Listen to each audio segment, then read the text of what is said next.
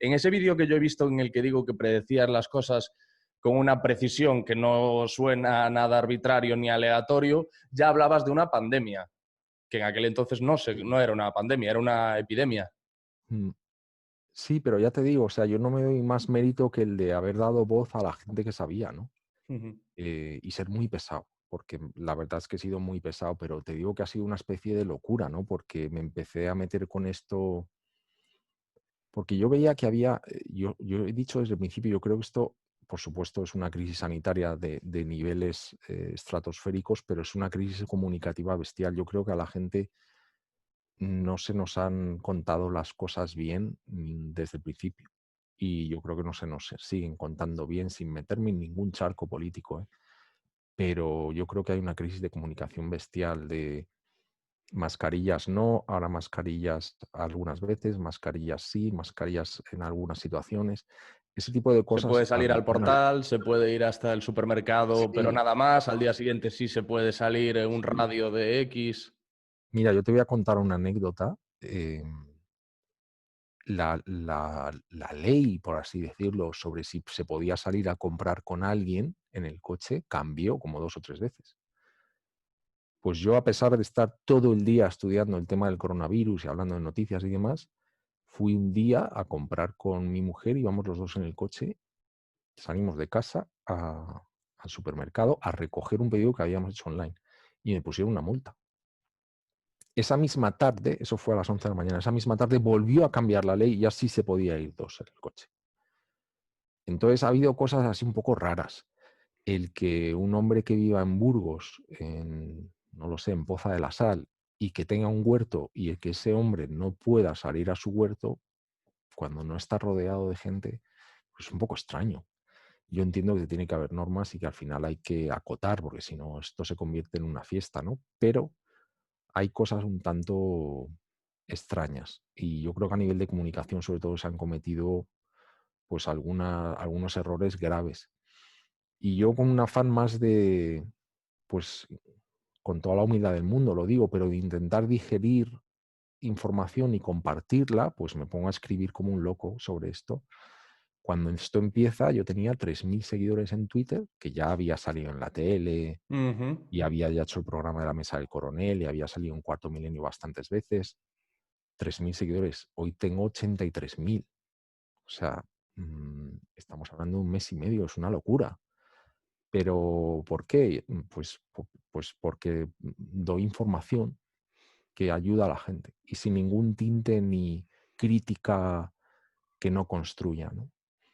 Ujú. Mm, Sí, desde luego es lo que te decía, que como que te has convertido en una figura de referencia en medio de esta pandemia para los que estamos en las redes sociales y buscamos información al respecto. Que, por cierto, te iba a decir, yo he tenido y todavía tengo problemas importantes para concentrarme y, en principio, durante esta etapa de confinamiento, para leer, para ver una película, y llegué a la conclusión de que, como le pasa a los policías americanos, estaba demasiado implicado en esto. Porque yo al principio no hacía más que buscar información en la red, seguir a cuentas que hablaban del tema, sí, ver entrevistas que se hacían en la BBC con especialistas, en Estados Unidos con un infectólogo.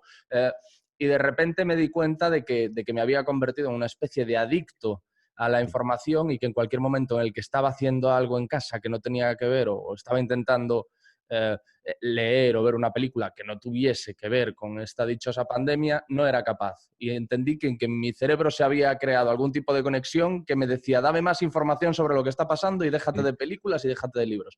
Entonces pues yo pensaba, si esto me pasa a mí, si esto me pasó a mí, ¿cómo lo puedes hacer tú? pues mira, es curioso que me digas esto porque hay mucha gente que me escribe contándome lo mismo, Sí, sí, de: sí. "Oye, no me puedo concentrar". Y fíjate, a mí me pasó una cosa muy curiosa, que es que yo, soy muy obsesivo en todo lo que hago. Tengo, pues, no sé, seguro es un trastorno, ¿no? Y mi amigo, el doctor Gaona, pues me podría tratar perfectamente, porque muchas veces se lo comento. Y él lo sabe, ¿eh? Y siempre me dice: "Pablo, es que tú te obsesionas mucho". Y yo empecé a obsesionarme de tal modo que estaba prácticamente contando las cosas al minuto. Hasta que hubo un día que dije: primero, esto no es sano para ti. O sea, yo vivía enganchado a hay que contar todo y demás. Pero hubo un fin de semana, y la gente puede ir a Twitter y verlo, ¿no? Está todo ahí, claro.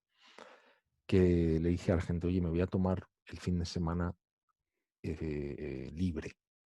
O sea, no voy a estar contando nada, ni conectándome a las ruedas de prensa, nada. Me voy a desconectar. Y el sábado me vuelvo a conectar y escribo. Y hubo gente que me dijo, oye, Pablo, tú no decías que no te ibas a desconectar. Y ahí me di cuenta de que algo no iba bien. Ahí dije, uy, Pablo, aquí hay algo que no va. Y entonces hice un cambio y dije, Pablo, hay mucha gente, o no mucha, pero hay alguna gente haciendo un mucho mejor trabajo del que tú haces. Por ejemplo, Matthew Bennett, Ujú. Álvaro de Wuhan. Hay gente que está en la noticia diaria, que son periodistas y están ahí encima contando cosas, que lo hacían mucho mejor que yo.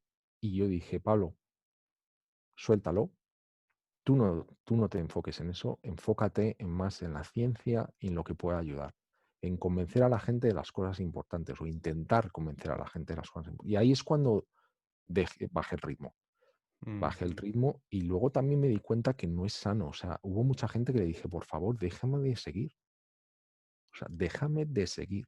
Porque es una especie de ansiedad que yo creo que es lo que le pasa a mucha gente, ¿no? Yo sufrí un trastorno de ansiedad grave hace años y una de las cosas a las que te afecta es a la memoria a corto plazo y a la concentración. Es imposible concentrarse. Sé de lo que me hablas. Si te olvidas de algo de lo que has hablado por la mañana. Por la tarde estás Totalmente, repitiendo algo de lo que has hablado por la mañana. totalmente, Alex. A mí me pasaron cosas, te cuento alguna anécdota, ¿no? Tú córtame cuando quieras, ¿no? No No, sé. no, no, no, me interesa. Pero te cuento, o sea, la ansiedad, uno de los temas que provoca es que afecta a alguna región del cerebro en la que, no sé si para siempre, pero sí que te afecta la memoria a corto plazo.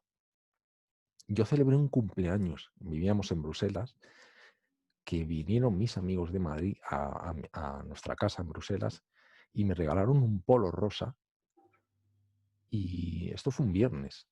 Bueno, pues ellos se fueron el domingo y el miércoles de la semana siguiente yo abro el armario y veo un polo rosa en mi estantería y entonces Ujú. le digo a mi mujer, oye, ¿este polo rosa de quién es?